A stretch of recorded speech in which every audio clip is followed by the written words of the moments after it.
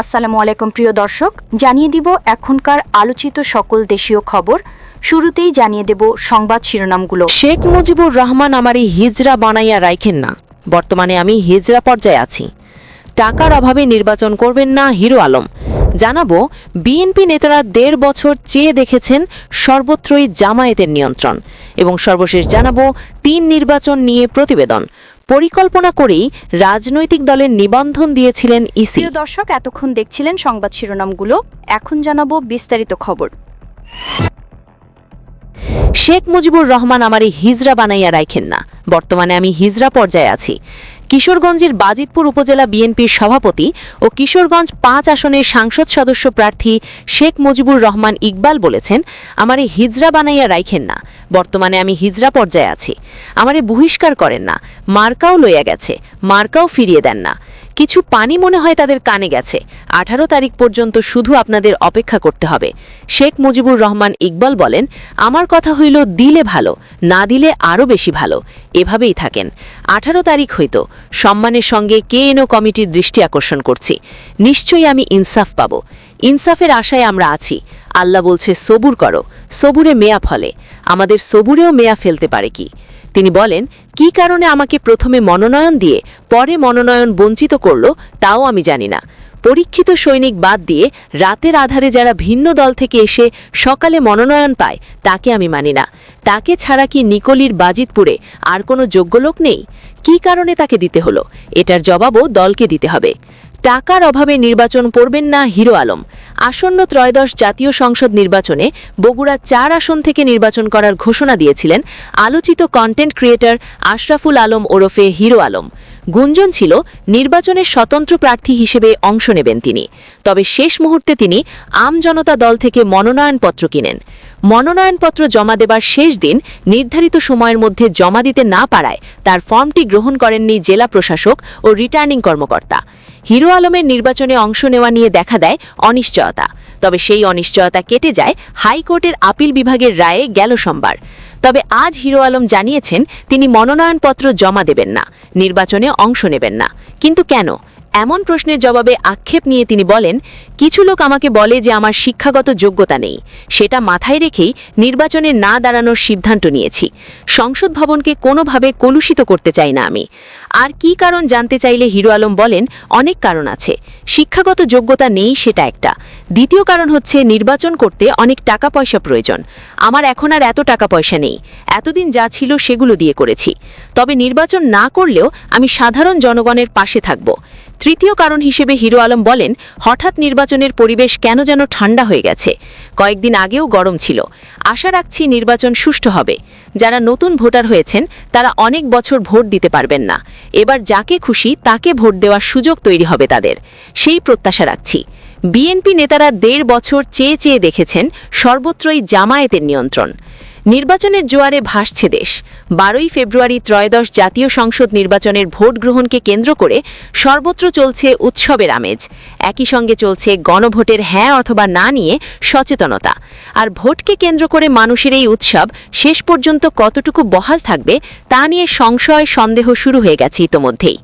নির্বাচনকে কেন্দ্র করে পর্দার আড়ালে নির্বাচন কমিশন ও সরকারের প্রশাসন যন্ত্রের ভেতরে ইলেকশন ইঞ্জিনিয়ারিং হচ্ছে না তো? বিদেশে জামাত নেতার বাসায় ব্যালেটের বান্ডিল ভাইরাল হয়েছে। আবার পোস্টার, ব্যালেটে জামাতের প্রতীক দাড়িপাল্লা উপরে রাখার নেপথ্যের রহস্য কী? ৮ জুলাই অভ্যুত্থানের পর এনসিপি ও অন্তর্বর্তী সরকারের অনুকম্পায় জামাত প্রশাসন যন্ত্রের চালকের আসনে বসে আছেন। জামাতের রাজনীতিতে স্বর্ণযুগের আবির্ভাব ঘটেছে। সচিবালয় সহ জেলা উপজেলা পর্যায়ের প্রশাসনের প্রতিটি সেক্টরে জামাতপন্থী কর্মকর্তাদের গুরুত্বপূর্ণ পদে বসানো হয়েছে। স্বাধীনতার ৫৫ বছরে বাংলাদেশে জামাত এখনকার মতো রাজনৈতিক ও প্রশাসনিক সুবিধাজনক অবস্থানে যেতে পারেনি।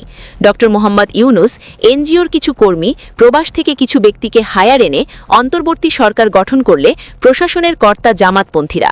অন্তর্বর্তী সরকারের এই ১.৫ বছরে জামাত সুকৌশলে প্রশাসনকে গ্রাস করে নিলেও বিএনপির সিনিয়র নেতাদের অবস্থা ছিল অনেকটা হৈমন্তী শুক্লার জনপ্রিয় চেয়ে চেয়ে দেখলাম তুমি চলে গেলে, আমার বলার কিছু ছিল না গানের লিরিকের মতোই। নানান ঝরনা, কৌশল, প্রভাব ও ইসলামী চেতনাকে পুঁজি করে জামাত নির্বাচনের আগে রাষ্ট্রের প্রশাসন যন্ত্রকে কবজা করে ফেলেছে, যার প্রমাণ মিলেছে নির্বাচন কমিশনের অগোচরে পোস্টার ব্যালেটে বিএনপি প্রতীক ধানের শীষ মাঝ কাতারে রেখে জামাতের প্রতীক দাড়িপাল্লা সবার উপরে, পোস্টাল ব্যালেটে জামাতের দাড়িপাল্লা উপরের লাইনে এবং বিএনপি ধানের শীষ সপ্তম লাইনে, এবং বাহরাইনে চট্টগ্রাম ৩ আসনে জামাত প্রার্থীর আত্মীয়ের বাসায় পোস্টাল ব্যালেট ভাগ বাটোয়ারার ঘটনা ধরা পড়ায় তোলপাড় চলছে। ব্যালেটে কিভাবে জামাতের দাড়িপাল্লা প্রতীক উপরের সারিতে জায়গা পেল এবং বিএনপির প্রতীক ধানের শীষ ভেতরের লাইনে চলে যাওয়ার নেপথ্যে কারা? বিএনপির পক্ষ থেকে বিষয়টি নির্বাচন কমিশনের কাছে গোচরীভূত করার পর ইসির দায়িত্বশীলদের অগোচরে হয়েছে, জবাব রহস্য আরও বাড়িয়ে দিয়েছে। প্রশ্ন উঠেছে, নির্বাচন কমিশনে যদি বিএনপিকে সাইজ করতে জামাতকে অধিক গুরুত্ব দিয়ে তাদের প্রতীক সবার উপরে দেয়া হয়, তাহলে নির্বাচনে যারা ভোট গ্রহণ করবেন সেই জেলা রিটার্নিং প্রিজাইডিং পুলিশ অফিসারদের অবস্থা কী? যারা নির্বাচনে আইন শৃঙ্খলা রক্ষায় দায়িত্ব পালন করবেন, তারা কি নিরপেক্ষভাবে দায়িত্ব পালন করবেন? নির্বাচন পরিচালনার দায়িত্বরা কি নির্বাচন কমিশনের অগোচরে ইলেকশন ইঞ্জিনিয়ারিং করে জামাতকে জিতে দেওয়ার চেষ্টা করবেন?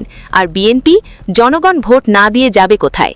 মানসিকতার ভোটের আগে কে কোন মন্ত্রণালয়ের দায়িত্ব নেবেন সে প্রহর শুনছে। প্রশাসনকে জামায়াতিকরণের এই ভিন্ন চিত্র গণমাধ্যমে তুলে ধরে বিএনপিকে সতর্ক করেছে, কিন্তু বিএনপির সিনিয়র নেতারা এসব কানে তোলেননি। জামাতের নেতারা প্রশাসনের গুরুত্বপূর্ণ পদে জামায়াতি আমলাদের বসাতে উপদেষ্টাদের পদে গোপন আতাত করেন সে খবর প্রকাশ পেলেও বিএনপির দায়িত্বশীল নেতারা জেগে জেগে ঘুমিয়েছেন। তাদের ভাবখানা লন্ডনে অবস্থানরত দলের শীর্ষ নেতা তারেক রহমান সবকিছুই করবেন।